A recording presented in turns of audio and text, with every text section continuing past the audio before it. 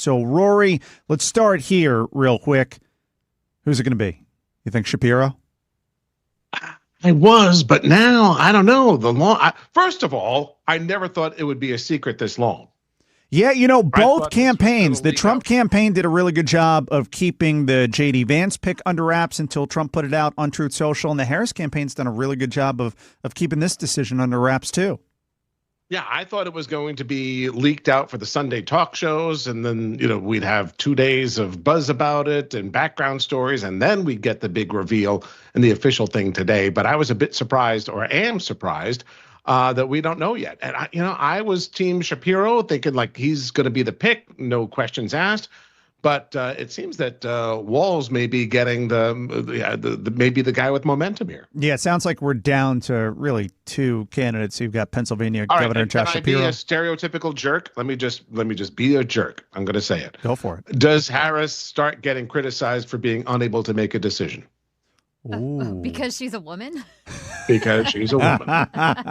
You said it, Dana, not us. That's what Rory meant, though. That is what I meant. But exactly. But I'm freely putting that out there. Like, does that start to be part of the narrative now? Oh, look, she couldn't decide. She couldn't make up her mind. Blah blah. I don't think so. If she makes her pick today, like if she shows up in Philadelphia at the rally and she doesn't have anybody by her side, like, wait, I didn't figure it out yet. What do you guys think? then there's a problem. So you've got Pennsylvania Governor Josh Shapiro and Minnesota Governor Tim Walz. They seem like they're the two finalists. It seems like Arizona Senator Mark Kelly is out. I didn't think Pete Buttigieg or Illinois Governor J.B. Pritzker were going to be finalists anyway. My thing now with Governor Shapiro is she may not want someone with so much ambition in the number 2 slot. Who doesn't have ambition, though, I in know, politics? That's why it was so weird that John Fetterman was criticizing him for being really into himself and promoting himself. Like, yeah, what politician isn't all about themselves? If she doesn't, we were talking about this earlier, if she doesn't pick Josh Shapiro, how weird is that going to be? How awkward. You're doing a rally in Philadelphia. Yeah, in later his hometown. Right. Yeah. I mean, that's not going to look good. He's supposed to be there. Yeah, I think it's going to be Shapiro. We'll see. The announcement could come down any moment as soon as we get wind of it. And then, how many journalists are sitting on the embargo right now? Well, if you're over at Bloomberg, you're just going to break that embargo. Right? We're going to get to that story coming up in a little bit. But they fire you. Yeah. But I wonder if some people know. Do you think it's like the Super Bowl where there are Harris Walz shirts that are already made up? Oh, probably. Yes. And then if she picks Shapiro, all the shirts go to some African country. And they're running around Harris Walz. Well, that's where all the FJB Harris stuff is going. Right? Yeah, that's true. All right, let's get to some other big stories. And the big one out of the Middle East right now, on a serious note, U.S. troops injured in an attack on an American base in Iraq, and it appears to be at the hands of one of these Iranian proxy groups. What do we know? Right. The troops were based at Al-Assad base. We believe it's several personnel. We haven't gotten hard numbers yet that may have been military and civilian who were injured in this rocket attack. We think that's why they had the image from the Situation Room with the president and Vice President Harris, again, a political spin on this, going out there as well. But the real concern is Iran is going to do more than this, and how Iran responds to having Israel strike inside Tehran to take out the Hamas political leader last week. We're still waiting for that other shoe to drop. Yeah, and it sounds like there's concern. Last time Iran struck back at Israel, they did it all in one shot, and it was like 300 missiles and drones and all of that.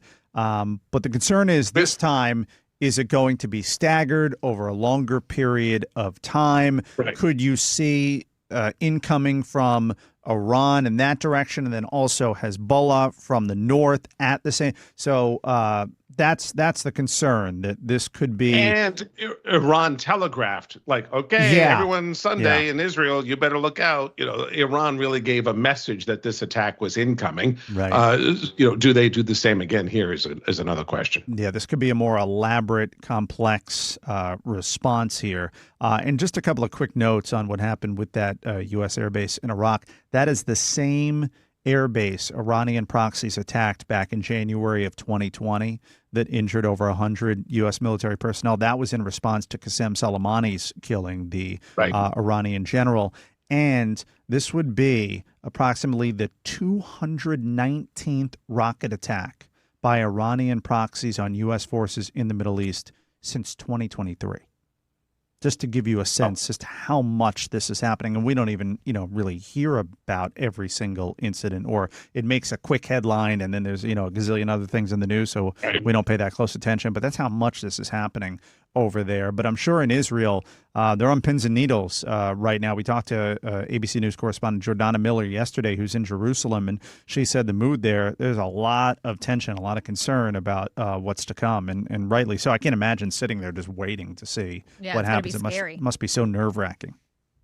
Right, and we've got people being told to leave Lebanon now as well. And also part of this, these travel warnings are going up to anyone to get out of there. Right. Our national correspondent Rory O'Neill with us this morning. Rory, really appreciate it. Thanks so much.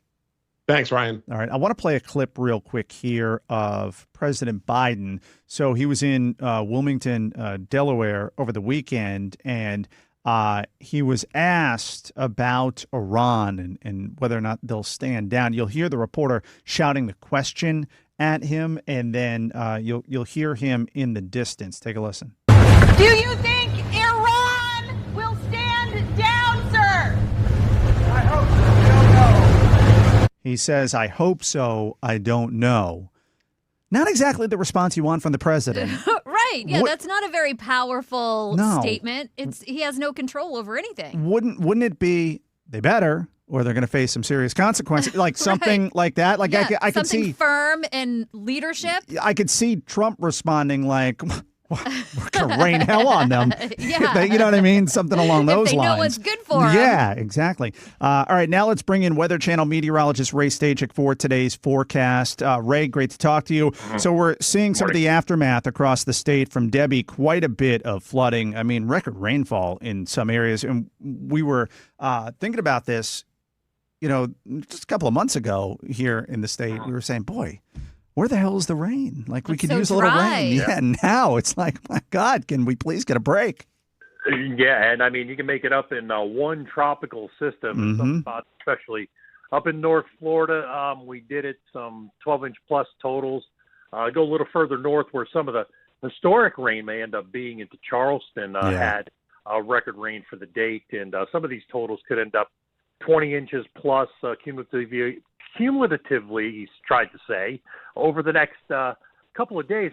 Broad circulation, too. So from most of Central and South Florida, they still kind of got these banding features showing up this morning on radar, some going through and east now of Tampa Bay and into Hillsborough County, getting some showers, thunder showers, and down south, right over Biscayne Bay, some stronger thunderstorms. And actually, these storms producing some gusty winds for mariners and across some of the beaches here this morning, and even around the Keyhole, some heavier storms coming through. So I still think all South Florida is under that risk for showers, thunderstorms, still going to get numbers into the low 90s, and then we'll see that chance of rain go down maybe a little bit by tomorrow, but still that chance of rain and low 90s at heat indices at or above 100. Actually, in the upper Keys, there's heat advisories for some of the dangerous heat indices also. So not quite out of the woods yet for the kind of fringe effects of Debby. The real story is going to be in South Carolina and parts of southeast Georgia, where the real heavy stuff's going to be. And then